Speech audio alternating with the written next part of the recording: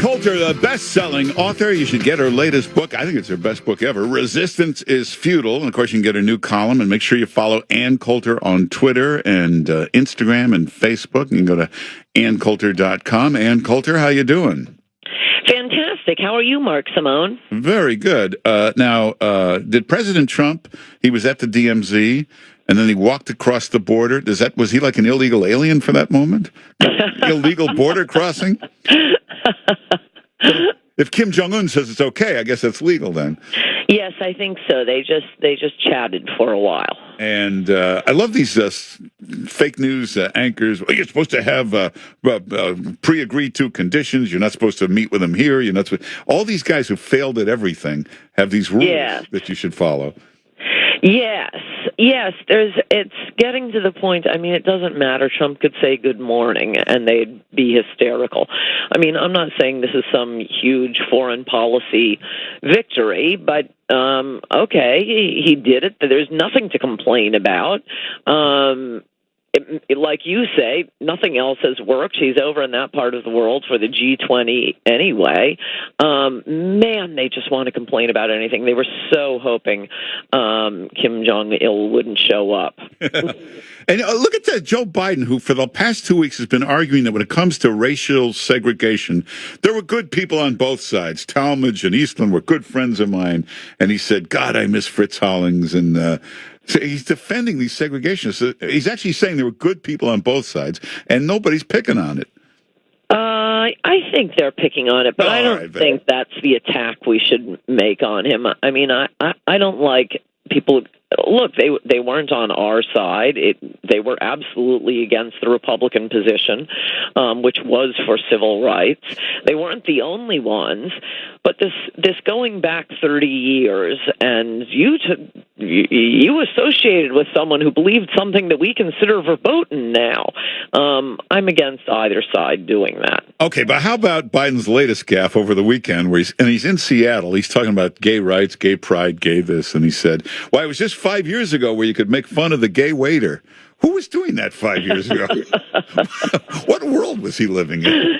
He's kind of Trumpian in some of the things he says. He does just talk like a regular guy, and you are, of course, attacking my candidate for the Democrats. Though I like that you assume, I hope you're right, that Biden's front runner status is not going to fizzle. I sort of assumed it would, but having watched, it will. I don't know who's going to rise. Oh, Biden is just Jeb saw Bush. Those debates. I mean, you have however many people there are. What are there now? Like 50. So there's Biden, who's not good, and 49 completely crazy people, just one after another. And I have an interest in the Democrats choosing the strongest candidate they have for two reasons. One is to put pressure on Trump to keep his promises, but two, there's a possibility the Democrat wins. We could be as shocked as they were in 2016. So you don't want a crazy person. And oh my gosh, Kamala, the progressive candidate, is running on busing. She wants to bring busing back, an utterly, completely failed social policy, hated by everyone, hated by black kids, hated by white kids, leading to, well, it's called white flight, but I think that's from the public schools. I think that's unfair to the parents. People don't move to a town. I mean, look at any real estate ad. They'll talk about the square footage, they'll talk about the taxes, and they talk about the schools. The reason people pay a lot of money for a house is for the schools. In fact, if you're a single person who doesn't care about the schools, there are some nice towns that actually have really crappy schools, and you could get a beautiful house there. But that's like the main thing most Americans spend money on, buying into neighborhoods with good schools. You get in, and the federal government, not your local government, not like, trading off, Darien and Norwalk just came up with this new idea of something they're going to do together. No. This is the federal government stepping in, busing kids for hours a day outside of their neighborhoods, away from where their friends are. Even today, I mean, at the time, it was hugely opposed by Americans, and even today, 60% of Americans opposed busing. Talk to anyone who was ever bused, black or white. Black kids kids will say it was ridiculous. I had to spend 3 hours a day on a bus. What? So because I can learn better if there's a white kid in my class?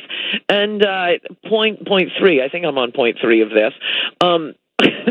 Progressives are running out of majority white schools to send their kids to. That's true. It's all Hispanic schools now anyway. But that's, Kamala Harris's big new policy idea. We're going to go back to a failed policy from the 60s. But you know what's great about that speech? By the time she got done, you felt so bad for her with the struggling, poor childhood. Then you find out her father was a professor of economics at Stanford. Her mother was a scientist. Her family cancer researcher. Yeah, family had owned slaves like 3 generations before. That's right. So. That's right, which is why the fact check I want, as I replied to you on Twitter, specifying which fact checks we need here. I mean, the fact checkers, if they actually cared, if they were actually objective and unbiased and did any fact checking of Democrats, they'd be in business from now until Election Day, just from these 2 debates. But one of Kamala's big stories is that the neighbors next to her friends, they're playing together, and then they told her one day, our parents told us we're not allowed to play with you because you're black. Really sad story and really unbelievable. But she's living, like as you say, her father is a Berkeley professor. Her mother is a cancer researcher. They're living in an academic neighborhood. I mean, I don't even think in the backwoods in the South, they talk that way. White and black kids play together. The idea that an economics professor at Berkeley would be living in a neighborhood. So I want the fact check. Tell us who the neighbors are, which is, by the way, you will know this. This is very, very common with Democratic candidates denouncing random, anonymous, and it turns out non-existent people in their past whom they accuse of racism and then say, but I stood up to him. Remember Bill Bradley did that? Oh, yeah. He talks about playing basketball, and then it turned out name the white basketball players you were with who were so racist, and you had to stand up to them, Bill. My candidate, though, the guy I like is Pete Buttigieg. No, I do. He's like a better John Kerry. He's like a resume of gimmicks, and he speaks Norwegian. Well, there is that's something that needs to be fact-checked. According to people who have listened to his, 3 words in Norwegian, his claim was, I was reading a book and there was a quote in Norwegian, so I decided to learn Norwegian. Everyone says that he was speaking to some Norwegians and he spoke Norwegian about the way Julian Castro speaks Spanish. Julian Castro, the one actual Hispanic, doesn't speak Spanish. He's taking lessons from a Jewish lady. That's actually true. That's great. Well, he had to learn it. One is more pathetic than the next. No, I like that Buttigieg. He sort of fake speaks Norwegian. He said he may have had the post-traumatic stress after Afghanistan, even though he had this fake desk job on a base for 2 weeks. So. Well, the other thing that I think is actually kind of important that you would think if we didn't have a useless media, people would know, he's mayor of South Bend, Indiana, which has an astronomical crime rate. They are neck and neck with Chicago. You know how we're always hearing about all the murders in Chicago? Well, it's the exact same number in South Bend. How can you be the mayor of an utterly failed city and run for president? Well, because you're cute and gay and the media likes you. You know what happens? The same thing with New Haven, Yale. Whenever it's a university town, it's all Democrats doing the voting. They always vote in a progressive. Crime gets out of control. They keep voting in these progressives. Crime stays. It's always that way in a college town. Yes. One of the downsides we need federal takeovers of college towns, not of local school districts. So even Maureen Dowd going after Biden yesterday, saying he just looks old and slow. And here's the big problem: he's got that entitled attitude, like Hillary had. I don't think he has the entitled attitude. I will say he doesn't look like a spring chicken.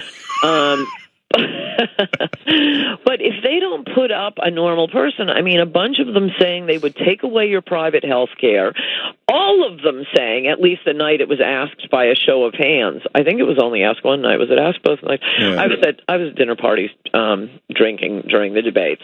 So my recollection of every little detail may not be perfect. But at least one night, every single one of them would give free health care to illegal aliens. I mean, if there is such a thing as a suicidal position in politics, you're telling Americans who are struggling to pay their own health care bills, many of whom have had their health care taken away from them already by Obamacare, hospitals on the edge, doctors considering leaving the profession. But now we're going to open up our pretty good medical system to the entire world. Anyone who can step across the border, all of whom must get in, both the ones who say they're here for asylum. Incidentally, that drowning photo of the father and his son, or daughter rather, well, I would also like to see pictures of Americans who have been murdered by illegal aliens, but those, as you probably know, are banned by Twitter. He's the one who put his daughter in that lake, and he is not a legitimate refugee, as has been well reported. He was just coming because of, a better life, because we have a very generous, we're a wealthy country. So the only way this ever ends, and this is one of the Democrats, maybe all the Democrats' idea, the only way this ever ends is when all countries have exactly the same wealth, government benefits, opportunities. As long as our country is exactly the same as Guatemala, then they'll stop coming. And that's the idea of the Democrats. Well said. I hate to say we're out of time. Everybody get Ann Coulter's book, Resistance is Futile. Also, best book on all of this border problem, Adios America. Get all of her books. You go to anncoulter.com or Amazon and follow her on Twitter and Instagram. And Ann Coulter, we'll talk to you next week. Happy 4th of July, Mark Simone. You too. Talk to you soon. Take care. And everybody check out the webpage. Some great stuff up there. Let's go to 710WOR.com/Mark.